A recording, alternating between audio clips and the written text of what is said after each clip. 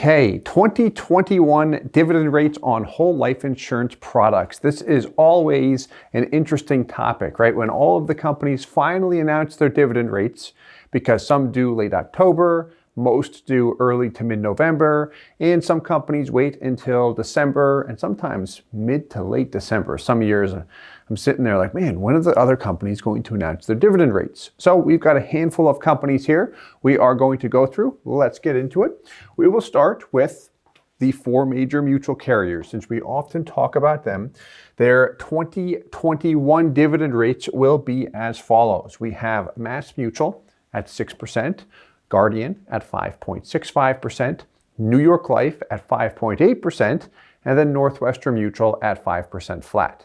Those are your four major mutual carriers, which, if we've ever had a conversation before, you and I, or you'll hear this from me or anyone at our office several times, is if you were going to pay the same amount of money into a policy on a regular basis for 5 years, 10 years, your entire life, and everything was set up the same. The policy was designed in the same manner. We maximized the cash value. Everything was apples to apples, an equal comparison. You could literally close your eyes and pick one of these companies out of a hat, and you cannot go in a wrong direction no matter what. They have consistently produced strong cash values to consumers. That's why they're considered the four major mutual companies, in addition to their size, financial ratings, all that good stuff. The biggest selling point, in my opinion, is the actual performance. Real data, not just projections, not just illustrations, but actual data, which they've consistently provided.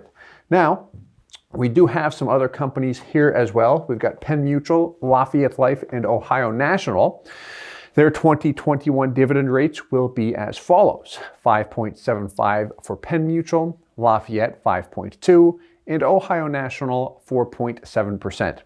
Here's the thing with these three carriers, and there's a lot of other life insurance companies that specialize in whole life insurance, is we do not have historical performance. The only company, you know my thoughts on these guys, right? The big four. These guys have been the most open, aside from your top four companies, in terms of providing data on actual performance. For the longest time, Penn had focused on really variable universal life insurance products. They made a dedicated effort to focus on whole life insurance really in 2008. And since then, the historical data we've obtained has been solid. We have not seen stellar performance, but again, not all policies were designed in a stellar manner. So it's not to say it doesn't exist. What I will say is they've been very transparent. I never get the feeling like you're pulling teeth to try and get information. They're open, and they do have a dedicated effort to really improve their product. And I do see them being a major player as time passes. We'll always do our due diligence in getting research and such, but I do like how they operate as a business, from a business standpoint, where they show the information. What can we do to improve the product? Hey, here's the information we have. We don't have everything you want yet, but here's all the data. Anyway, let's get back to the topic of dividends here. Is the big question I have, or that you might have, is, okay, 2021 dividend rates, that's great. What were the 2020 dividend rates? So, Mass Mutual was 6.2%. So we see a negative 0.2% drop here. Took a little bit of a hit, which was expected in the low dividend rate or low interest rate environment with things going down since COVID hit. They did recently sell a company that they had ownership in for, I believe it was over $3 billion. So that'll certainly help as time passes. The day we're shooting this video is December 15th, December 16th. This past weekend, they actually just bought $100 million worth of Bitcoin stock. Now, that is a pure long-term investment, and $100 million sounds like a lot of money because it is a lot of money. For them, for their general account portfolio, it was 0.003 or 0.004%. Point being, very small amount, or was it 0.04%? fraction of their general account, their general portfolio. So they are pivoting and making some moves with their anticipation of the interest rate environment remaining low for a long period of time. Guardian, 2020, they were at 5.65%. 2021, they were at 5.65%. Change, no change. Solid year. You know, I've mentioned this a couple times. I have been impressed with them for a while as far as how they operate as a company. Very big on innovation, very big on moving forward, big into technology, artificial intelligence. How can they streamline the underwriting process while maintaining accuracy from an actuarial standpoint? A lot of technical terms I'm throwing out here. Point being, they've made a dedicated effort to really streamline their core business, their insurance products, life insurance and disability, and it's literally paying dividends now. So great move. They've got a ton of flexibility from a product standpoint too, which does not hurt them, but that definitely has helped them maintain at a 5.65% rate. New York Life, they were at 6%. So similar to Mass Mutual. You see a 2% drop there, or 20 basis point, 0.2%. Northwestern Mutual, 2020. They are at 5% flat. Northwestern Mutual, they are a behemoth of a life insurance company. Their gross dollar figure from a dividend payout is the largest among insurance carriers. They have collectively the most policyholders when you look at just raw individual policyholders among these carriers. Now, with that said, they do also pay a dividend on all of their products, disability, long-term care, term insurance, which will inflate that number a little bit. But in their defense, most of that dividend payout, when you look at the breakdown, is pure whole life insurance. So a 0% change here. And then if we look at the smaller carriers down here, 2020, Penn was at 6.1%.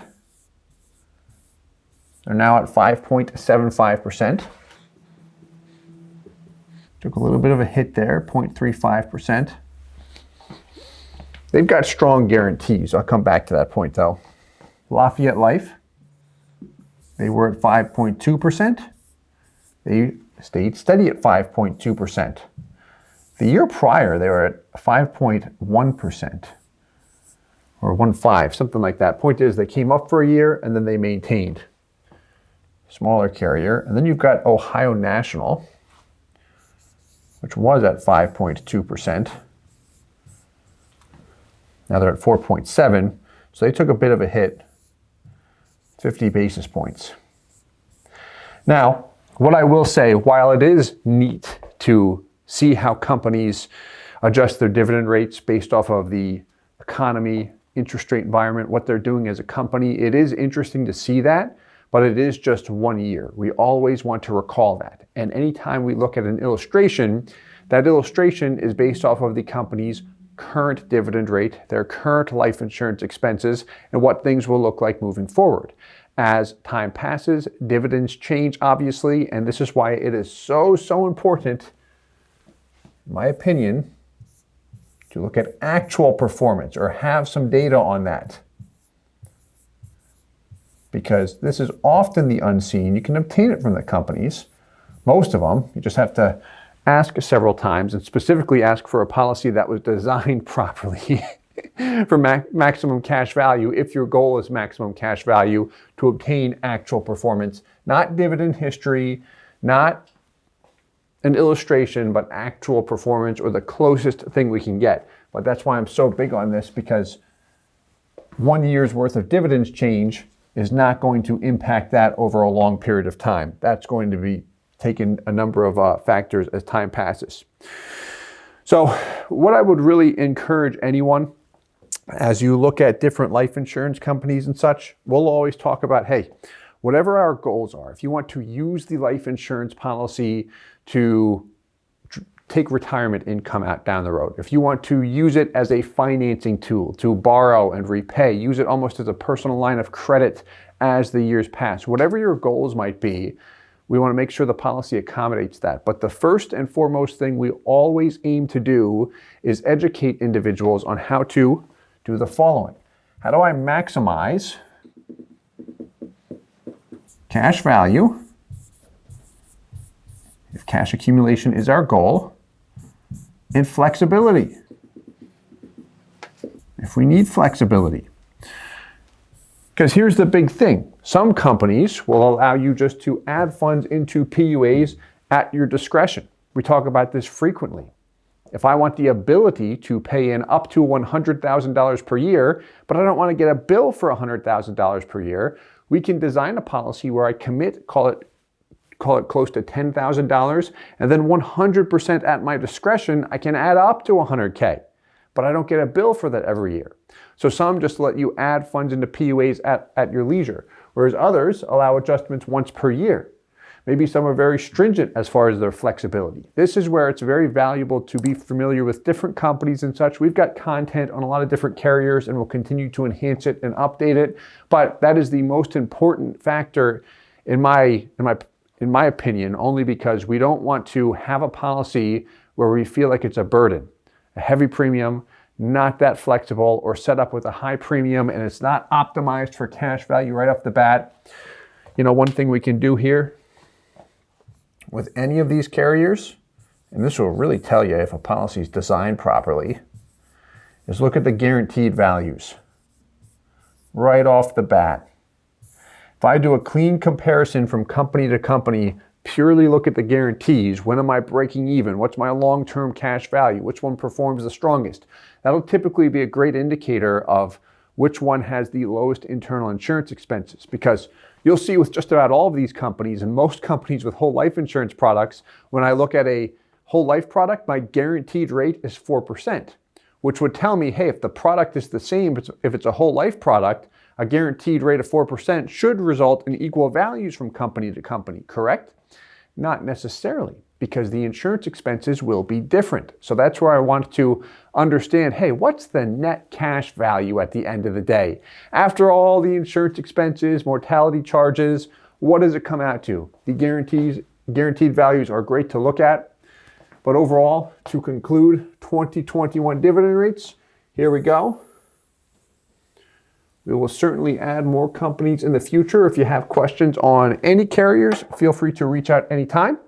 I hope this helps. And we'll talk to you soon. Thanks so much. Hey guys, Steve Parisi here. If you enjoyed the content you just saw, please subscribe, like, and hit the notification bell for future videos.